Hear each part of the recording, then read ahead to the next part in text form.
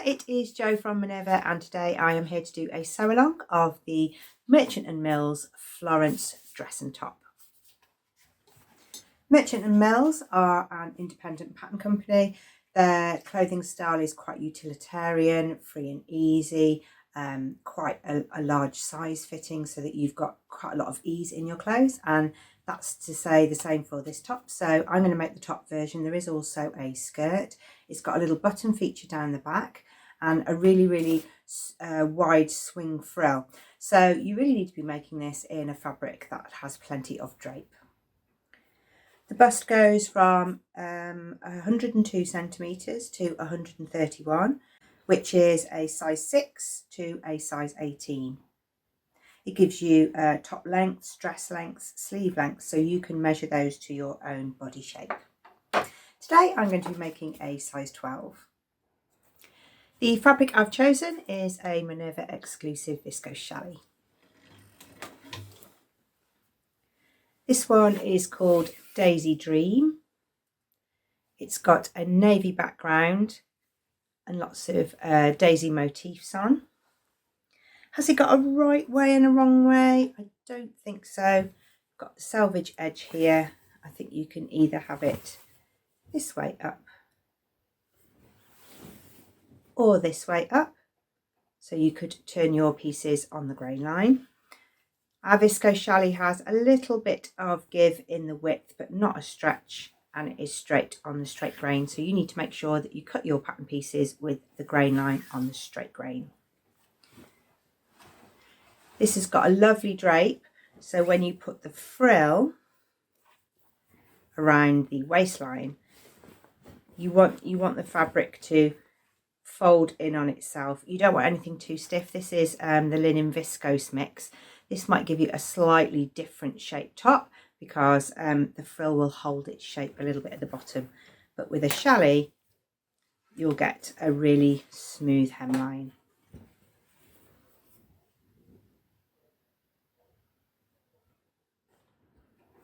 Just because some of you like to follow along with the patterns that we're wearing, this is New Look 6483, which is a shell top. I shorten mine because I'm really short in the body.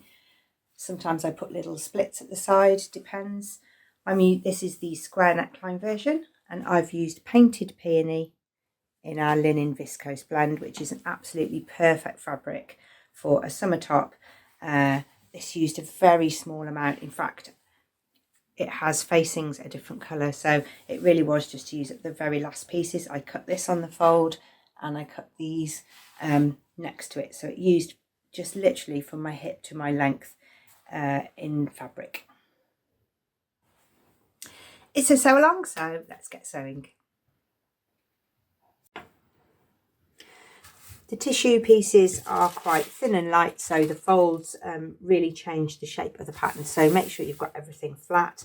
I put my iron on cool and I just iron it from the reverse so that none of the ink from the pattern print goes onto my iron, and it just means that I'm starting off with everything flat, which is really important on a viscose challis because viscose challis can be a little bit shifty and you don't want everything to be slightly inaccurate. So flat pattern and pressed fabric. You need to pre-wash viscose because it shrinks a little bit. So I've washed my fabric and it's all been pressed. So I'm working with a fabric that's nice and flat. And I'm working on the reverse of the fabric because I want to make sure that I've got all my pattern markings. You'll need a fold. So I've got a fold edge here. My frill goes on the fold. My back frill goes on the fold. My front piece goes on the fold, and then you can fit your other pieces on, making sure that you keep the grain line. Don't fit other pieces on by squidging them in. You need to make sure your grain line follows the straight grain of the fabric. The other piece to be aware of when you're cutting out is the neck binding. This is cut on the bias. This piece will be on your fabric at a 45-degree angle, so don't just cut it out of a straight piece on the end. pin everything down and cut it out.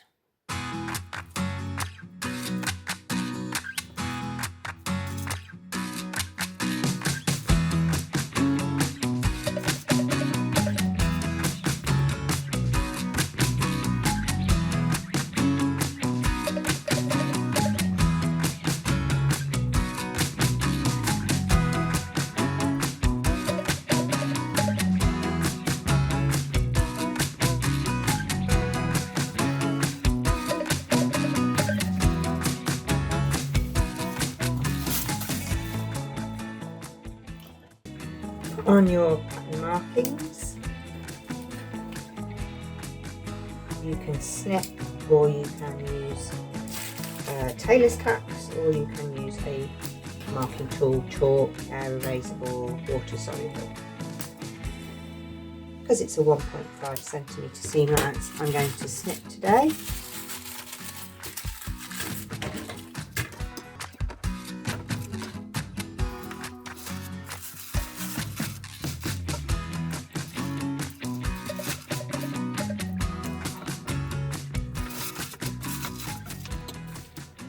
And finally, my last bit of preparation is to put a piece of interfacing along the two back bands.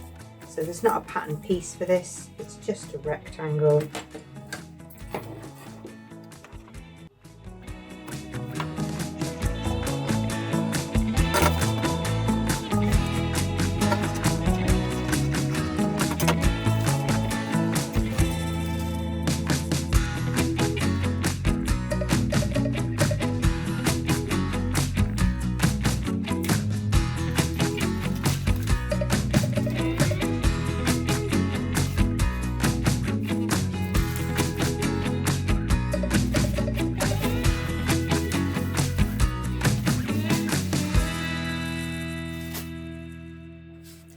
Now that we've cut out, we can take a look at the instructions.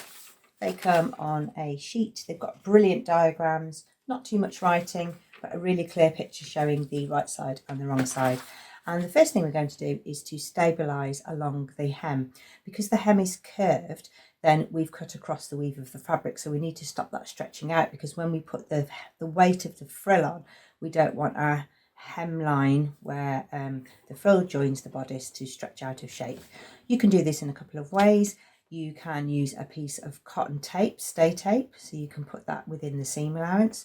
You can stay stitch it, or you can also cut off a strip of the selvage edge and you can sew that on the inside of your top.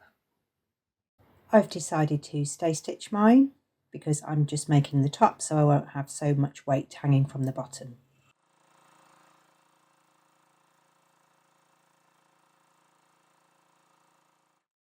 On the back, you'll need to leave a gap of 9.5 centimetres from the button band edge.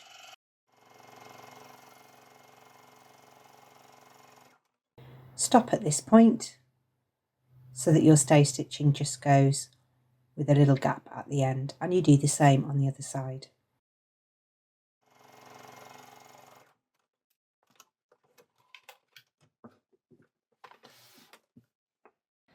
Next, we're going to work on the shoulders, so you're going to put in the shoulder darts and sew across the shoulder seams. Seam allowance on this pattern is 1.5 centimetres throughout. There should be some little dart markings at the top, so bring the dots together and pin in place. You'll need to sew the darts from the outside edge down to the point. If you're not sure where they are, just check on the pattern so that you get the correct length.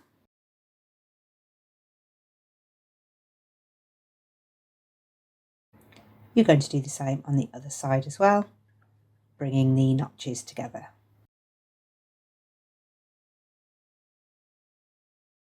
Now you can sew the shoulder seams once you've pressed the darts open. Those are at 1.5 and you can finish the edges as well.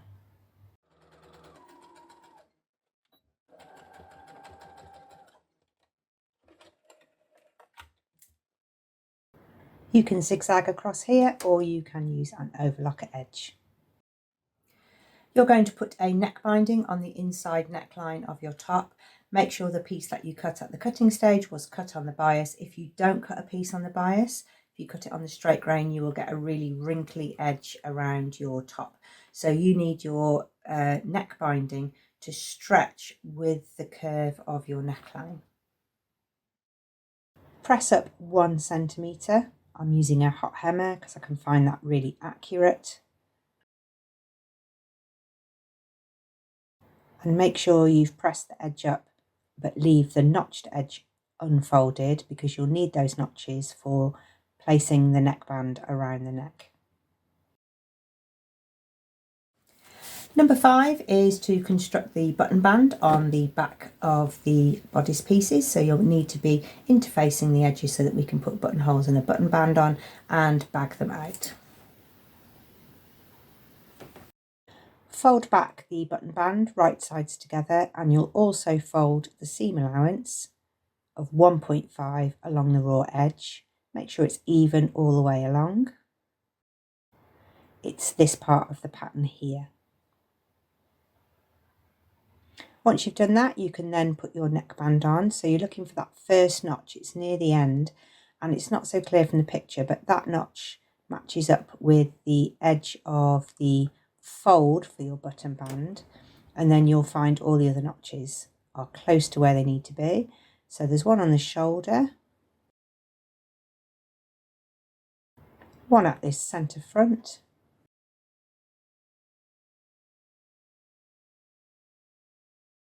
one at the remaining shoulder, and back round to that notch that overlaps the folded edge. You'll then need to ease in between all of those markings and get the binding to lie flat.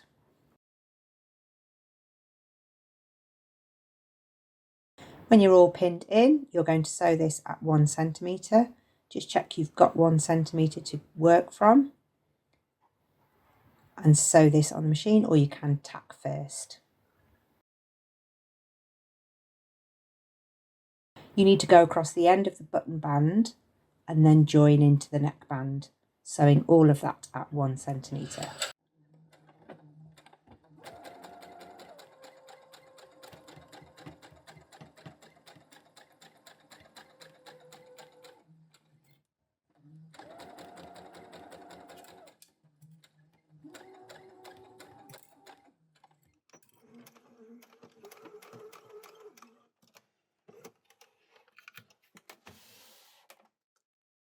Once you've done that, you should have that little bit overlapping the fold. You can clip the corner and bag out the button band. So push everything to the inside.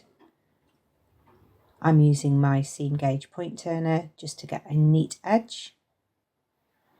And it should automatically roll the binding to the inside. You're going to do the same on the other side, clipping the corner, turning it through and pressing out the point. You need to press all that down so that you can top stitch this neckline. You're going to take a top stitch right around the edge. It'll be about 1 centimetre, but you're going to be following your binding now.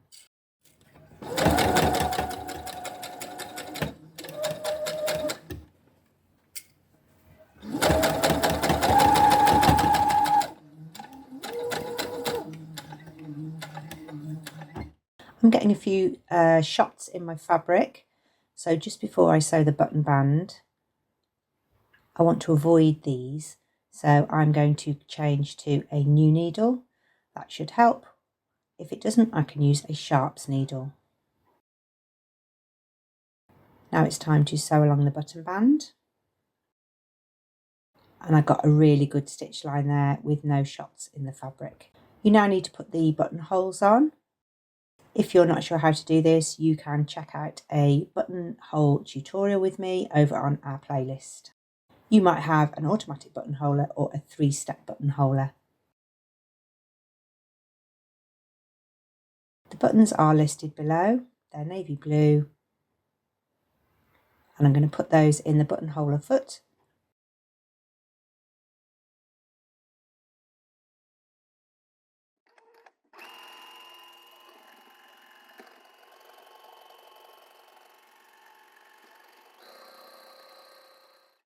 You're going to cut your buttonholes.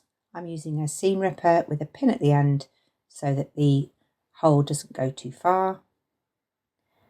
You need to make 3 of those. Once you've done those and split them, you're ready to put the 2 button bands together. So line up the button bands, make sure the one with the holes is on the right side, and line up the tops. Put a pin in there just so that you've got a really level neckline. Same at the bottom.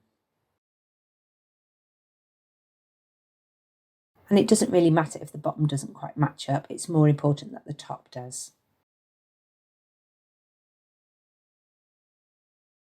There's our button back opening, and now we can take a look at the sleeves.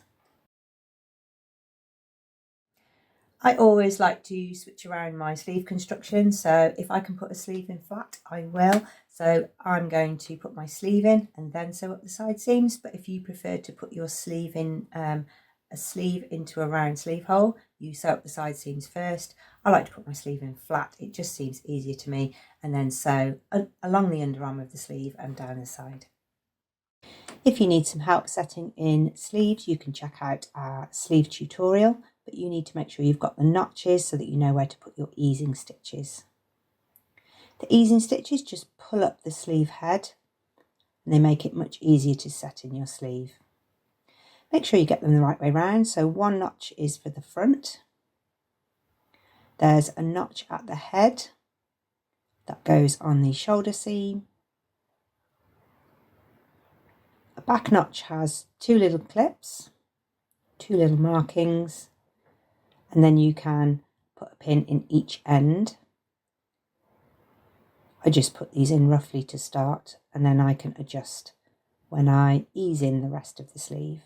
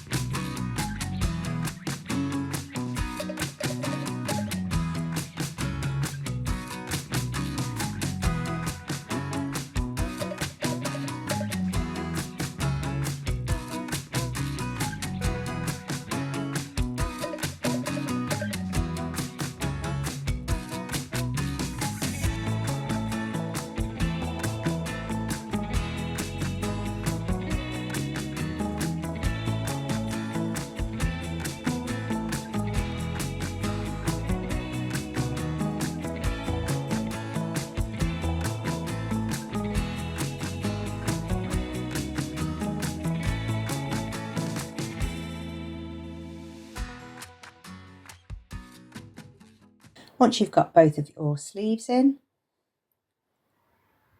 you can then fold your top in half using the construction I'm using.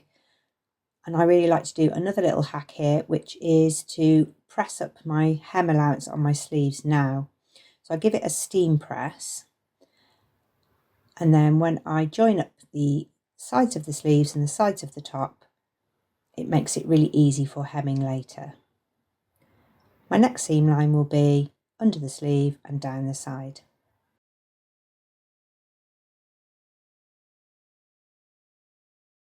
This is the main body part done now. The front will hang lower than the back, and I've got that little press ready to help me later. It's virtually doing itself. Let's work on the frill. The final part of the construction of the pattern is to add the frill around the bottom. It's got a really lovely deep hem, so the hem allowance is quite a lot, which means that the frill has quite a weight to it around the bottom. That gives it a really nice swish. The frill has a front and back piece. Make sure you know which is the hem edge. You're going to sew along the edges, so you've got one continuous loop, but do make sure that your hem lines are matching and you've got a larger piece at the top and nothing at the bottom. You can turn this up in a couple of different ways.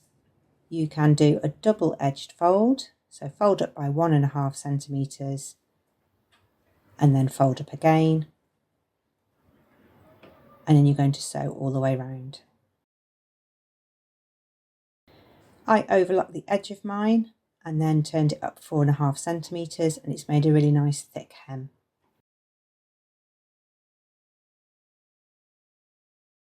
We're going to take a look at the gathering part now to make a really neat frill.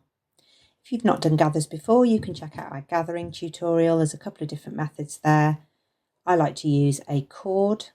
It's a Roman blind cord. It's really smooth and shiny, and I put it in the top and zigzag over it.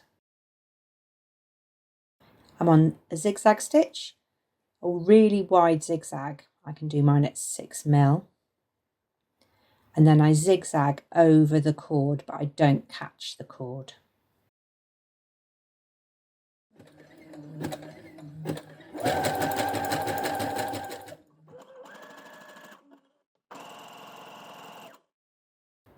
The cord makes it really strong and secure, and you eliminate that sort of air of jeopardy where you're pulling on threads sometimes and they snap. The cord is really strong and the zigzag runs over the cord.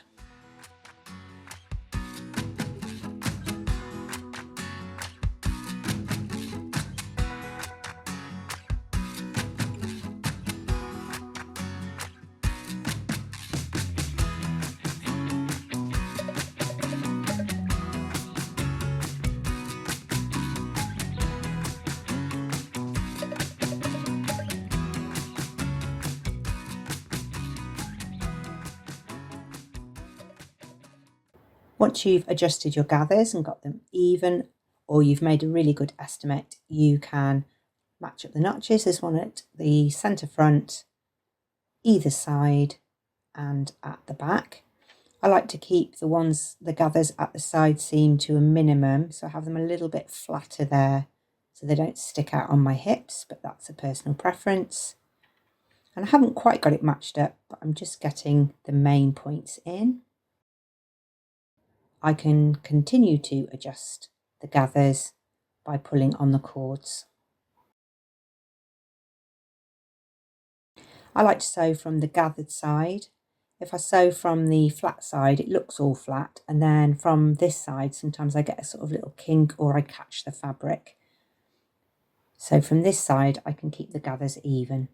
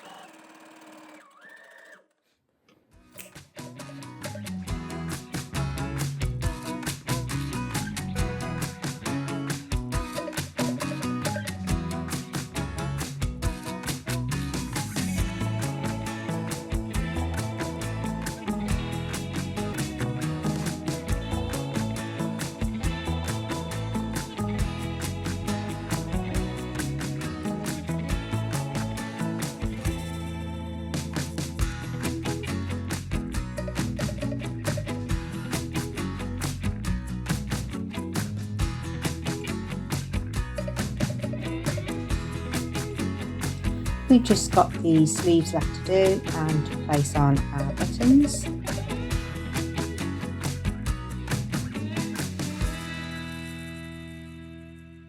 Because of that little hack we did previously, the sleeves are virtually folding themselves. There's no measuring needed now in the circle because we did it when it was flat. So I can pin the sleeve hems in place and sew them really quickly. And finally, I'm going to put my 3 buttons on the back. I have got markings, but I prefer to match the button placements up to the buttonholes, just in case my buttonholes weren't in exactly the right place.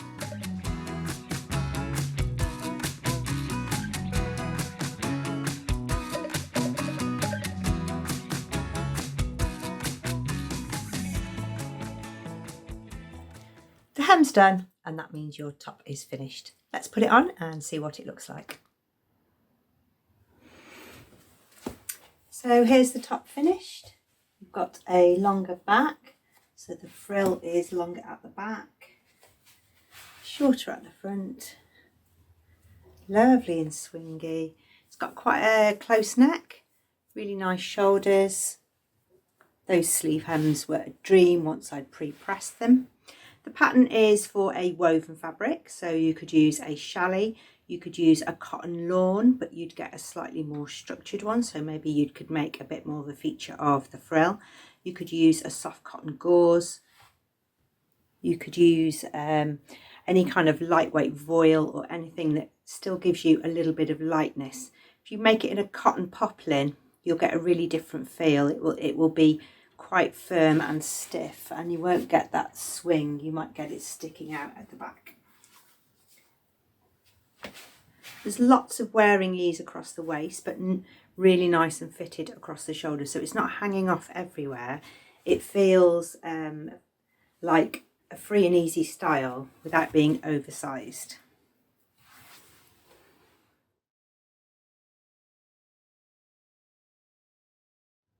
If you would like to make the Merchant Mills Florence pattern, then you can get all the products. I've listed all of those below. There's buttons, interfacing, and the Daisy Dream fabric. If you've made anything, we would love to see what you've been up to, so do post your makes over at Minerva, make a free account, share what you've been making, which fabrics you've been pairing with which patterns. That's always of interest to everyone in our sewing community. Thank you very much for watching. Do call again for more sew-alongs, learn to sew tutorials, chit chat from Vicky on latest releases, and you can also join our craft club where you will receive discounts throughout the year. Thank you very much for watching. Do call again soon.